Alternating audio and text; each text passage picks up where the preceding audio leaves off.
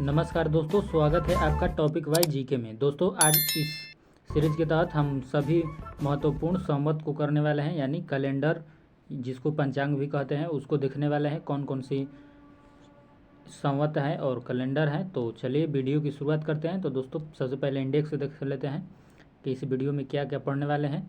तो दोस्तों, पहले देख लेंगे कि संवत किसे कहते हैं, उसके बाद प्रमुख संवत एवं उनके प्रवर्तक, और तीसरा संवत का रूपांतरण कैसे करते हैं। आप लोगों ने बहुत बार देखा होगा कि पूछ देता है कि शक संवत को विक्रमी संवत में बदलें या ग्रेगोरियन को विक्रमी में बदलें। तो इस प्रकार से समझने वाले हैं। तो सबसे पहले देख लेते हैं कि संवत क्या है। तो संवत समय को विस्तारित अवधियों जैसे दिन, महीना, वर्ष में विभाजित करने और इन विभाजनों को एक निश्चित क्रम में व्यवस्थित करने की प्रणाली है। यानी संवत एक कैलेंडर है या इसे पंचांग भी कहते हैं। तो इसके माध्यम से हम वर्ष में जितने समय होते हैं उसको वर्ष में और महीना में और दिन में डिवाइड करके हम लोग इसको लिखते हैं उसमें, और एक सूची तैयार करते हैं, उसे संवत कहते हैं। तो देख लेते हैं कि मेन मुख्य प्रमुख जो होता है संवत कौन कौन सी है। तो पहला है हमारा कली संवत। इसका जो शुरुआत हुआ था 3101 बीसी में हुआ था। बीसी का मतलब ईसा पूर्व है दोस्तों। आगे हम इसको एक्सप्लेन करेंगे। इसके प्रवर्तक थे जो पांडव थे। महाभारत में आप 5 पांडवों का नाम सुने होंगे। तो इसका जो महत्वपूर्ण बिंदु है, पांडवों के द्वारा राजा परीक्षित को सिंहासन, जो पांडवों के वंशज थे परीक्षित, वो उनको सिंहासन पर जब बैठाया था उसी के समय शुरुआत हुआ है इसका। या कृष्ण भगवान जब वैकुंठ धाम प्रस्थान करते हैं उस समय इसका शुरुआत माना जाता है। इससे कभी कभी क्वेश्चन आ जाता है, तो इसको आप केवल नॉलेज के तौर पर याद रख सकते हैं। अगला है दोस्तों विक्रमी संवत। इससे क्वेश्चन पूछता है तो इसको अवश्य याद रखिएगा। तो इसका शुरुआत जो है 57 बीसी में हुआ है, ये वर्ष याद रखिएगा। और इसका कौन शुरुआत किया था इसको, यानी प्रवर्तक, तो विक्रमादित्य जो था मालवा का शासक था। यह विक्रमादित्य वो चंद्रगुप्त विक्रमादित्य नहीं है दोस्तों। चंद्रगुप्त द्वितीय जिसको विक्रमादित्य के नाम से जानते हैं वो वाला विक्रमादित्य नहीं है। ये मालवा का शासक था। मालवा मध्य प्रदेश में पड़ता है।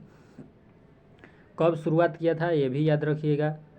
तो शकों पर विजयी करने के उपलक्ष्य में, मतलब शकों को पराजित किया था, उसी समय मालवा का शासक विक्रमादित्य ने इसका शुरुआत किया था। तीसरा है दोस्तों ग्रेगोरियन कैलेंडर, जो आज हम लोग यूज करते हैं इंग्लिश में जनवरी फरवरी। तो ये ग्रेगोरियन कैलेंडर कहलाता है।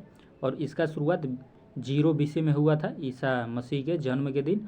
और इसका शुरुआत जो था पोप ग्रेगोरी ने किया था, याद रखिएगा। कब हुआ था और किसने किया था ये अवश्य याद रखिएगा। इसकी शुरुआत जो है ईसा मसीह के जन्म दिन से माना जाता है। और चौथा है दोस्तों शक संवत। इसका शुरुआत 78 एडी में हुआ है, याद रखिएगा।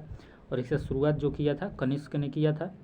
और महत्वपूर्ण बिंदु की बात करें दोस्तों तो ये पूछता है कि कनिष्क ने शक संवत की शुरुआत किस उपलक्ष्य में किया था। तो अपने राज्यारोहण के समय ये किया था दोस्तों। ये शकों ने इसको ज़्यादा प्रयोग किया था, इसलिए इसका नाम शक संवत पड़ गया है। तो इससे कंफ्यूज नहीं होना है। शक संवत का जो शुरुआत किया है वो कनिष्क ने किया है, जो कुषाण वंश का राजा था। और इसे भारत का राष्ट्रीय संवत भी माना जाता है। तो याद रखिएगा कि भारत का राष्ट्रीय संवत कौन है, तो शक संवत को भारत का राष्ट्रीय संवत माना जाता है। अगला है दोस्तों 5वां गुप्त संवत। तो इसका शुरुआत 319 से 20 एडी में हुआ है। एडी मतलब ईसवी, यानी ईसा मसीह के जन्म के बाद। और इसका शुरुआत चंद्रगुप्त प्रथम ने किया था। और चंद्रगुप्त ने अपने राज्यारोहण समय, यानी जब उसका राज्य तिलक हुआ था, गद्दी पर बैठा था, उस समय इसका शुरुआत हुआ था। छठवां दोस्तों हिजरी संवत। तो इसका शुरुआत 622 एडी में हुआ है। और इसका शुरुआत जो करने वाले हैं यानी प्रवर्तक वो है खलीफा हजरत उमर। तो याद रखिएगा। और ये कब हुआ था, तो हजरत मोहम्मद के पवित्र शहर मक्का से मदीना जाने के समय इसका आरंभ हुआ था। तो याद रखिएगा, मोहम्मद साहब जो हैं तो मक्का से मदीना जब गए थे उसी वर्ष से यह हिजरी संवत का शुरुआत हुआ है। अगला दोस्तों 7वां इलाही संवत। इलाही संवत की शुरुआत जो है अकबर ने 1583 ईस्वी में किया था। और इस संवत का शून्य वर्ष यानी आधार वर्ष शुरुआत हुआ है दोस्तों 1583 में, लेकिन इसका आधार वर्ष क्या होगा यानी कब से कैलेंडर में इसका शुरुआत माना जाएगा, तो 1556 से इसका शुरुआत वर्ष माना गया है। याद रखिएगा, बना था 1583 में, लेकिन इसका जब शुरुआत होने का कार्य है समय है वो 1556 है। अब देख लेते हैं दोस्तों संवत का रूपांतरण, यानी संवत का एक संवत से दूसरे संवत में कैसे हम लोग बदलेंगे। तो सबसे पहले देख लेते हैं कि आधार वर्ष क्या होता है, क्योंकि इसको बदलने के लिए हमें आधार वर्ष की ज़रूरत पड़ेगी। तो आधार वर्ष उसे कहते हैं दोस्तों, ऐसे समझिए आप कि जैसे जो पृथ्वी पर जीवन काल है, यानी मानवों का जब से उत्पत्ति हुआ है, किस दिन से हुआ है हमको एग्जैक्ट मालूम नहीं है, केवल जानते हैं कि लगभग 30 लाख ईसा पूर्व से हुआ है। तो एग्जैक्ट दिन पता नहीं है, इसलिए हम लोगों ने एक दिवस को वहाँ से शुरुआती दिन मान लिए हैं। जैसे ईसा मसीह का जन्म जो हुआ था वो जब हुआ था, ईसा मसीह का जब जन्म हुआ उसे 0 BC मान लिए हैं, और उसी दिन से हम लोग 1 2 3 इस प्रकार से दिन करके गिनते आए हैं और 2024 तक आज पहुँचे हैं। और ईसा मसीह के जन्म के पूर्व यानी 0 BC में जहाँ उनका जन्म हुआ उससे जितना पूर्व समय है उसको ईसा मसीह मतलब ईसा पूर्व कहते हैं, क्योंकि ईसा मसीह से पूर्व वो समय था। और ईसवी कहते हैं, जब ईसा मसीह का जन्म हुआ उसके बाद के समय को एडी कहते हैं। तो इसमें ईसा पूर्व में दोस्तों 2 टर्म है, BC और BEC, तो इसको समझ लेते हैं। तो BC का मतलब है दोस्तों, BC का मतलब बिफोर क्राइस्ट, या BC के जगह पर BEC का प्रयोग भी हो रहा है आजकल।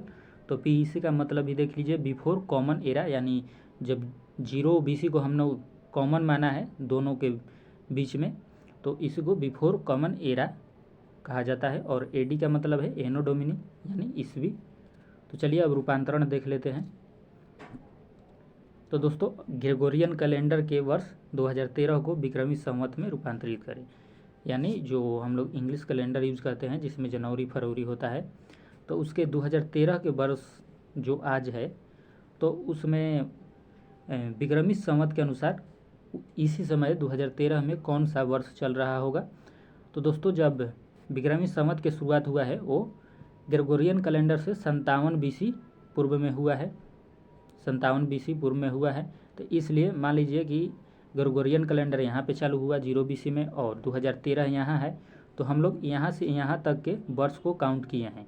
लेकिन हमको देखना है कि जब से विक्रमी संवत का शुरुआत हुई है यानी 57 BC में, तो वहाँ से कितना वर्ष हुआ। तो 2013 वर्ष यहाँ से यहाँ तक हो गया और 57 BC यहाँ से यहाँ तक हो गया।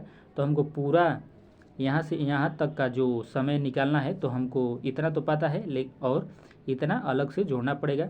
यानी जो हम लोग 2013 इंग्लिश कैलेंडर यूज करते हैं वो 0 से लेके 2013 तक का इसमें वर्ष है, लेकिन हमको 57 BC केवल जोड़ना है और यहाँ से यहाँ तक की समय निकल जाएगा। तो इस प्रकार से आप 2017 में आप सभी को 57 BC जोड़ना होगा, यानी 2013 में अगर 57 जोड़िएगा तो 270 विक्रमी संवत हो जाएगा। और दोस्तों वीडियो समझ में आ रहा हो तो वीडियो को लाइक कीजिएगा, चैनल को सब्सक्राइब कीजिएगा। अगले क्वेश्चन देख लेते हैं। तो अगला क्वेश्चन है दोस्तों हमारा कि ग्रेगोरियन कैलेंडर के 2013 को शक संवत में बदले। दोस्तों हमने उस समय विक्रमी संवत में बदला था, अब शक संवत में बदल लेते हैं। तो दोस्तों ए है BC यानी 0 BC है, तो यहाँ से हम लोग 2013 वर्ष आगे आए हैं और जो AD हुआ है वो ग्रेगोरियन संवत से 78 वर्ष बाद में शुरुआत हुआ है। यानी हमको केवल यहाँ से यहाँ तक के वर्ष को निकालना है कि कितने वर्ष हुआ। तो हम लोग यहाँ से यहाँ तक को जानते हैं, तो इतना घटा देंगे हम लोग, यानी 78 AD अगर इसमें घटा देते हैं 2013 में तो आ जाएगा। तो इसका देख लेते हैं। तो 2013 में हम लोगों को 78 घटाना है, तो इसलिए 1935 शक संवत आ जाएगा। यहाँ पे आप देख सकते हैं। अगर दोस्तों वीडियो अच्छा लगा हो तो वीडियो को लाइक कीजिएगा, चैनल को सब्सक्राइब कीजिएगा। मिलते हैं अगले वीडियो में, तब तक के लिए जय हिंद।